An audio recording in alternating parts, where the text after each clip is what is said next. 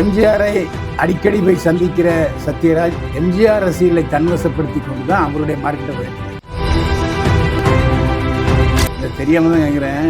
சத்யராஜ் திவ்யா சத்யராஜோட அப்பான்னு யார் சொன்ன? நடிகர்கள்ங்கிறவன் உனக்கு நடிச்சு சம்பாத்தியம் வருது, அதை மெயின்டைன் பண்ணிட்டு போ.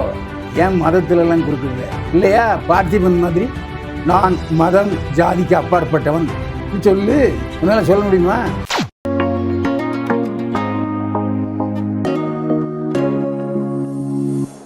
ஜெம் சினிமாஸ் நேயர்கள் வணக்கம். நான் உங்கள் விஜிஆர்னு பேசுகிறேன். இன்றைக்கி நம்ம கூட இன்டர்வியூவில் யார் வந்திருக்கான்னா, ஜெம் டிவியோட ஆஸ்தான யூடியூபர், அது மட்டும் இல்லாமல் திரைப்படம் விமர்சகர், அது மட்டும் இல்லாமல் திரைப்படம் நடிகர் ஆக இருக்கும் பைல்வான் ரங்கநாதன் சார். வணக்கம் சார். என்னை வாழ வைத்துக் கொண்டிருக்கும் யூடியூப் சேனல் நேயர்களுக்கு நன்றியும் வணக்கமும். வனிதா விஜயகுமார் ரீசெண்டாக ஒரு இடத்துல ஒரு பேட்டி சொல்லியிருக்காங்க.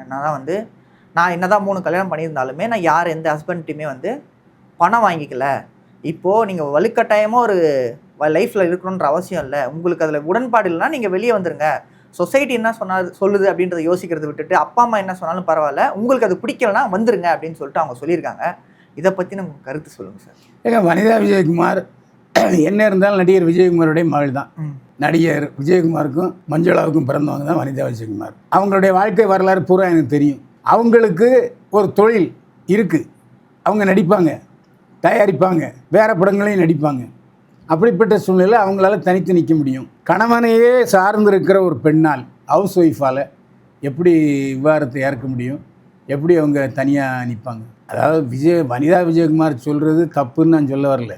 அதை பலரால் ஏற்றுக்கொள்ள முடியாது, அவ்வளோதான், வேற ஒன்றும் இல்லை. சிலர் ஏற்றுக்கொள்ளலாம். நிறைய பேர் தனியாக இருக்காங்க, விவாகரத்து மட்டும் தனியாக இருக்காங்க.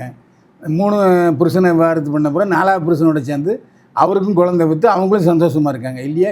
ஆமாம், அப்படியும் இருக்குது, இப்படியும் இருக்குது. அதனால் அவங்க தனியாக இருக்கிறாங்கன்னா நம்ம வாழ்த்துவோம், பாராட்டுவோம். சுச்சுவேஷன் பேஸ் பண்ணி தான் எல்லாமே இருக்குதுன்னு சொல்கிறீங்க. ஆமாம். திவ்யா சத்யராஜ் சொல்லியிருந்தாங்க கொஞ்ச நாள் முன்னாடி ஒரு இதில் என்ன சொல்லியிருந்தாங்கன்றதை போன நம்ம இன்டர்வியூவில் கேட்டிருந்தோம். அதுக்கு சத்யராஜ் அவர்கள் என்ன சொல்லியிருக்காருன்னா, என் பொண்ணு சொன்னது தப்பு இல்லை, நாங்கள் பெரியார் வழியை ஃபாலோ பண்ணுறோங்க அப்படின்னு சொல்லிட்டு சொல்லியிருந்தாங்க. இப்போது ரீசெண்டாக கொஞ்ச நாளைக்கு முன்னாடி சிவகாசி படம் ரீரிலீஸ் ஆனப்போ அந்த படத்தோட டைரக்டர் பேரரசு அவர்கள் என்ன சொல்லியிருக்காருன்னா, இதை பற்றி ப்ரெஸ் மீட்டில் கேட்டிருக்காங்க அவர்கிட்ட. என்ன சார் இப்படி சொல்கிறாங்க அப்படின்னு சொல்லிட்டு சத்யராஜ் வேறு இதுக்கு நான் என்னோட பொண்ணுக்கு நான் சப்போர்ட் பண்ணுறேன் அப்படின்னு சொல்லியிருக்காரு. இதை பற்றின கருத்து என்னன்னு சொன்னோடனே அவர் ஒரு பக்கம் தனிப்பட்ட விதமாக நீங்கள் என்ன வேணால் பண்ணிக்கோங்க, ஆனால் பொது இதுன்னு வரப்போ உங்களோட கருத்துக்களை திணிக்காதீங்க அப்படின்னு சொல்லியிருக்காரு. ஓப்பனாக அவரும் சொல்லியிருக்காரு. இதை பற்றி கொஞ்சம் சொல்லுங்கள் சார்.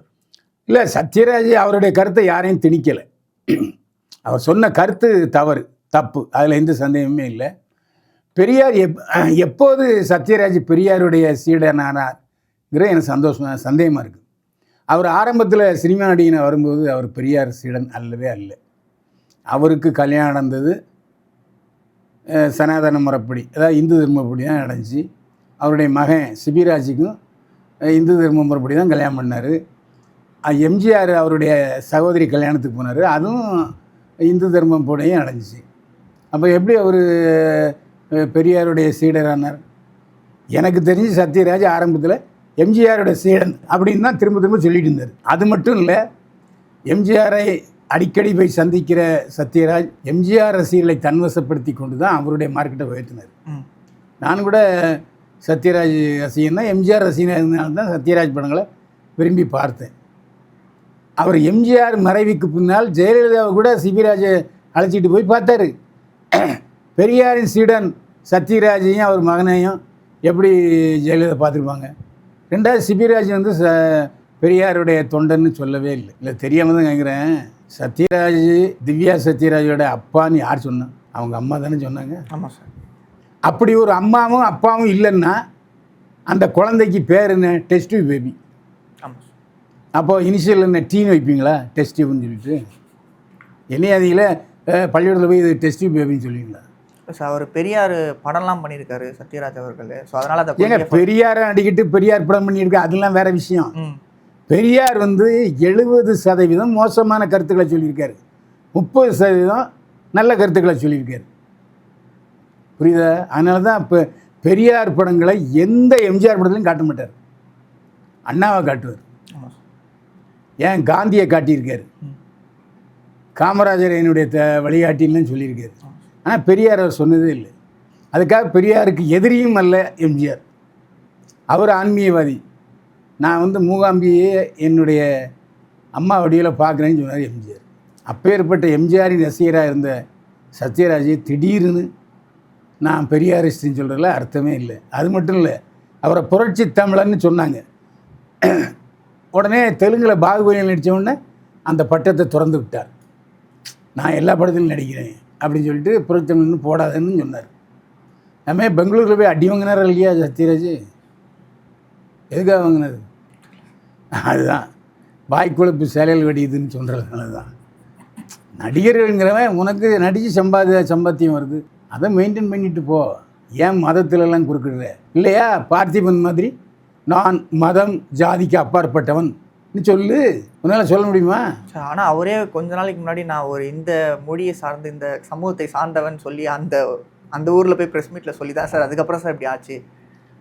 தெரியுதா? நாக்கில் நரம்பில்லைங்கிறக்கா எதை வேணா பேசுகிற பேர் வழி சத்யராஜ்.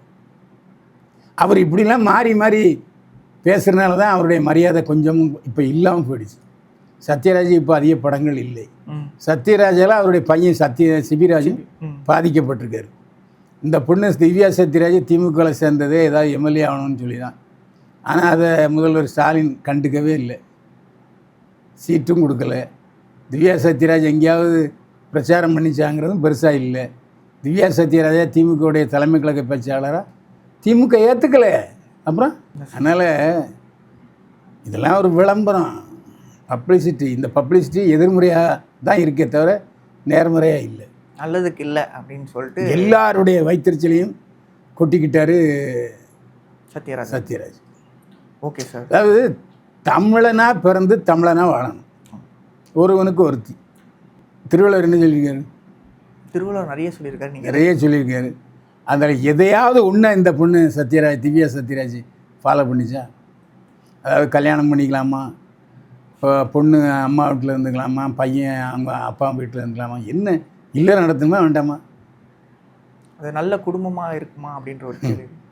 நல்லது ஒரு குடும்பம் பல்கலைக்கழகம்னு சொன்னாங்க. இவர் ரொம்ப மோசமாக திவ்யா சத்யராஜ் சொல்லியிருக்காரு. அதை நம்ம ஏற்றுக்க முடியாது. சூப்பராக சொன்னீங்க சார். நிறைய இன்ஃபர்மேஷன்ஸ் நமக்காக வந்து பைலவான் சார் சொல்லியிருந்தார். இதே மாதிரி வேறு ஒரு காணொலியில் உங்களை வந்து காலண்டர் சார். அதுவரை உங்களது விடைபெறுவது உங்கள் விஜயாரன். நன்றி, வணக்கம் சார். மீண்டும் சந்திப்போம். வாழ்க வளமுடன்.